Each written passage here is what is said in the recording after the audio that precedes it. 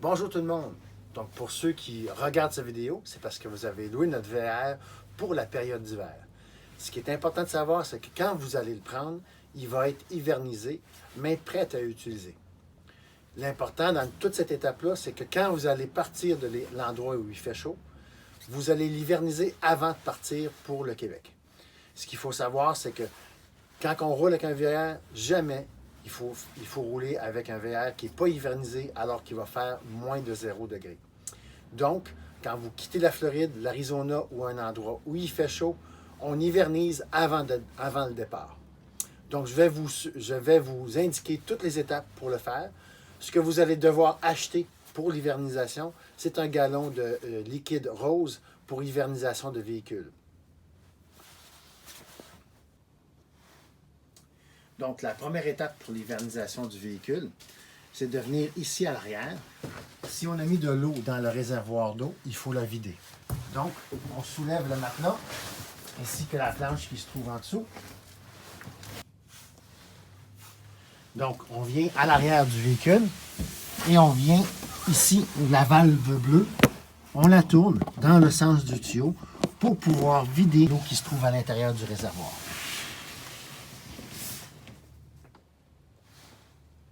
Deuxième étape, on vient ici pour dévisser les vis du panneau afin d'accéder au réservoir d'eau chaude.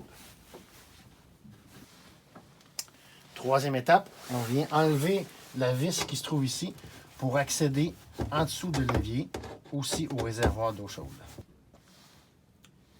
Donc, le véhicule, présentement, le réservoir d'eau chaude est en mode utilisation, c'est-à-dire que les trois valves sont à l'horizontale.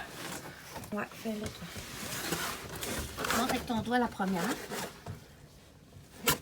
Donc, cette valve-ci est à l'horizontale. Cette valve-ci est à l'horizontale. Et la valve qui est ici est aussi à l'horizontale. Donc, pour le mode hivernisation, on doit les mettre à la verticale. Les trois.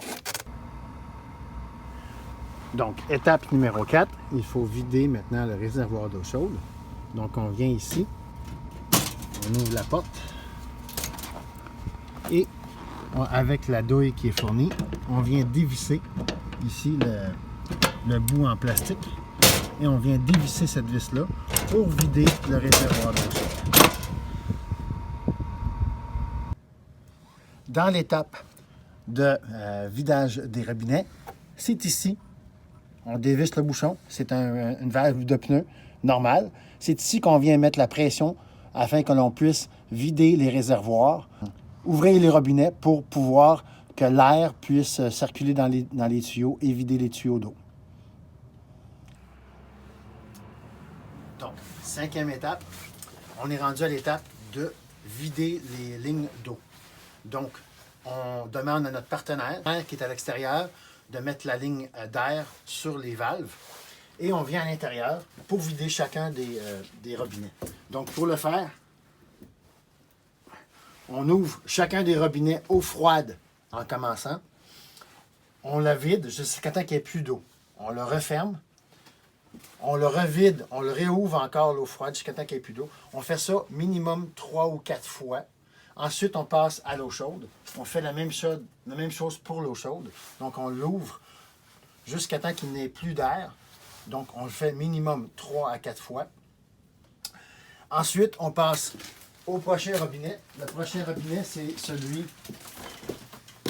de la toilette. Donc, on ouvre, même principe, l'eau froide. On la vide jusqu'à temps qu'il n'ait plus d'eau. On le fait 3 ou 4 fois jusqu'à temps qu'on sait que c'est de l'air qui est dans le robinet. On fait la même chose pour l'eau chaude. Ensuite, on fait la même chose pour la douche. Eau froide suivie d'eau chaude. Et en terminant, on fait la toilette. Une fois que la toilette est faite, on a vidé toutes les lignes d'eau dans l'ensemble des robinets. Une fois que les valves extérieures, intérieures, une fois que les robinets intérieurs ont été vidés, on vient à l'extérieur et on vient mettre ces valves-là dans la position verticale. Dans la position verticale, c'est la seule position où l'eau va s'écouler pour sortir dans la plus basse partie du VR. avant-dernière étape de l'hivernisation. On s'achète un gallon de antigel à plomberie. C'est habituellement rose, celui-là est orange.